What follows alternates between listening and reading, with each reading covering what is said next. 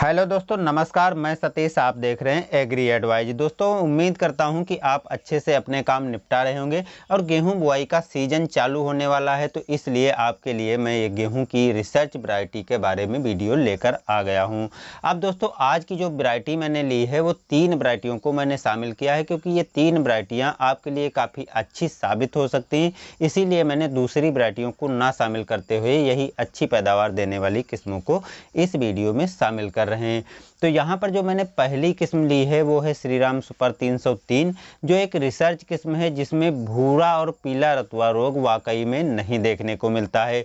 सबसे अच्छी बात है कि इसके पौधे की ऊंचाई मात्र 88 से 90 सेंटीमीटर होती है, जिसके कारण कितनी भी तेज हवाएं आज चलती हैं ये फसल आपकी गिरती नहीं है। वो बात अलग ही है कि छोटा पौधा होने के कारण आपकी फसल में भूसा कम निकलेगा, लेकिन पैदावार फिर भी ये अच्छी देती है और पौधे की ऊंचाई भी नॉर्मल रहती है।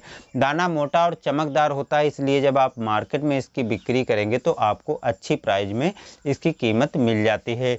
मात्र 130 दिन में ये पककर तैयार हो जाती है। कल्लों की संख्या की बात करें तो प्रति पौधा 15 से 18 तक वाकई में इसमें कल्ले निकलते हैं और एक बाली में 70 से 80 तक दाने भी निकल सकते हैं, जिसमें से 10-20 दाने छोड़ करके बाकी दानों का वजन काफ़ी अच्छा होता है। उपज की बात करें तो किसानों की माने तो 25 से 27 कुंतल तक मध्य प्रदेश के बहुत से किसान भाई इसकी पैदावार ले चुके हैं। बाकी जो है कंपनी कहीं पर मेंशन नहीं करती है कि इसका उत्पादन कितना है, तो जो किसानों ने उत्पादन लिया है वही किसानों का उत्पादन मैं आपके सामने शेयर कर रहा हूँ।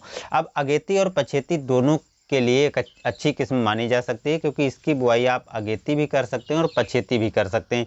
जब आपकी गेहूं 99 से 100 दिन की हो जाती है तो उसमें बालियां निकलने की अवस्था शुरुआत हो जाती है, यानी बालियां निकलने की स्टेज में ये आ जाता है।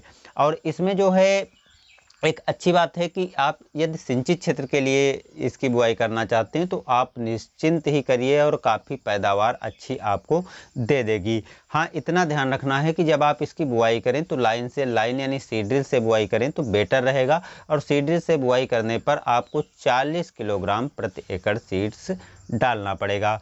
तो इसके बाद जो दूसरे नंबर पर है वो भी श्रीराम कंपनी की ही सीड्स है, जिसका नाम है श्रीराम सुपर 222। श्रीराम सुपर 222 एक रिसर्च किस्म है। इसकी बालियां जो हैं 95 दिन में निकलना चालू हो जाती हैं और पीला और भूरा रोग रोधी ये भी प्रजाति है। ऊंचाई इसकी थोड़ी ज़्यादा होती है, तो यदि आपको भूसे की भी आवश्यकता है तो आप इस वैरायटी का चयन करके बुआई कर सकते हैं, क्योंकि इसकी पौधे की ऊंचाई 95 से 100 सेंटीमीटर तक हो जाती है, तो इसमें आपका भूसा भी ठीक ठाक निकल जाएगा। लेकिन मजबूत पौधा होता है तो गिरने की संभावना भी इसमें नहीं होती है। लेकिन थोड़ा पौधा अधिक लंबा होता है तो ये तेज़ हवाएं, काफ़ी तूफान आज चलते हैं तो थोड़ी बहुत फसल गिर सकती है। बाकी कंपनी का कहना है कि आपकी ये फसल गिरेगी नहीं। मोटे और कठोर दाने होते हैं। पौध की लंबाई जो है मैंने पहले ही बता दी है। एक बाली में दाने लगभग 70 से 75 तक निकल आते हैं, और एक पौधे की जो है उसमें जो टेलरिंग निकलती है, जो कल्ले निकलते हैं वो 15 से 18 तक देखने को मिल जाते हैं। तो यानी काफ़ी अच्छे टेलरिंग भी इस किस्म की हो जाती है। अगेती और पछेती दोनों समय पर आप बुआई कर सकते हैं, क्योंकि 125 से 30 दिन ये भी पकने में समय लेती है। तो अगेती और पछेती दोनों स्टेज में आप इसकी बुआई कर सकते हैं। गेहूं उत्पादन के भारत के सभी क्षेत्रों में इन दोनों, बल्कि जो अगली वैरायटी बताएंगे उन तीनों की आप बुआई कर सकते हैं। तो जहां पर आप गेहूं बुआई करना चाहते हैं इन वैरायटियों को आप बुआई कर सकते हैं। औसतन उपज की जो बात करें तो इसकी औसतन उपज 24 कुंतल से 25 कुंतल तक आपको मिल जाएगी। ये आंकड़े किसानों द्वारा लिए गए उत्पादन के आंकड़े हैं, जबकि कंपनी कोई भी मेंशन नहीं करती है कि हमारी फसल कितना उत्पादन दे सकती है। बाकी आपके क्षेत्र में हो सकता है कि उत्पादन का कुछ अंतर आ जाए, क्योंकि रिसर्च प्रजातियां हैं तो रिसर्च में जो है ये सभी क्षेत्रों में तो आप बुआई कर सकते हैं, लेकिन ज़रूरी नहीं कि सभी क्षेत्रों में उत्पादन इनका एक जैसा हो। अलग अलग क्षेत्रों में उत्पादन अलग अलग हो जाता है। शायद यही कारण रहता है कि कंपनियां जो हैं इसका उत्पादन नहीं लिखती हैं। तीसरे नंबर पर जो वैरायटी है वो है महिको गोल। अब महिको गोल 2 पैकिंग में आपको मिलेंगी, लेकिन दोनों अच्छी हैं, दोनों में से कोई भी मिल जाए लगभग एक जैसी हैं, एक जैसा उत्पादन है।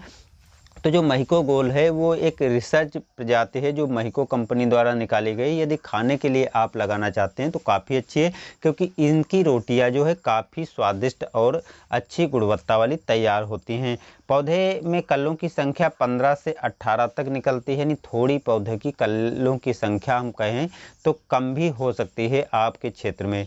तो 130 से 135 दिन में ये भी पक कर तैयार हो जाती है, इसलिए इसकी भी अगेती और पछेती बुआई कर सकते हैं, यानी नवंबर के लास्ट तक या दिसंबर के प्रथम पखवाड़े तक बुआई इसकी आसानी से की जा सकती है। पौधे की ऊंचाई 98 से 105 सेंटीमीटर होती है। तो ये भी वैरायटी जो है एक मध्यम ऊंचाई की होती है, इसलिए गिरने की संभावना इसमें भी कम रहती है। थोड़ा अंतर दोस्तों इसमें उत्पादन का देखने को मिलता है। 1 एकड़ में यदि उत्पादन की बात की जाए तो जो किसानों के आंकड़े हैं उनके उत्पादन की बात की जाए तो 20 से 22 कुंतल तक उत्पादन ले चुके हैं।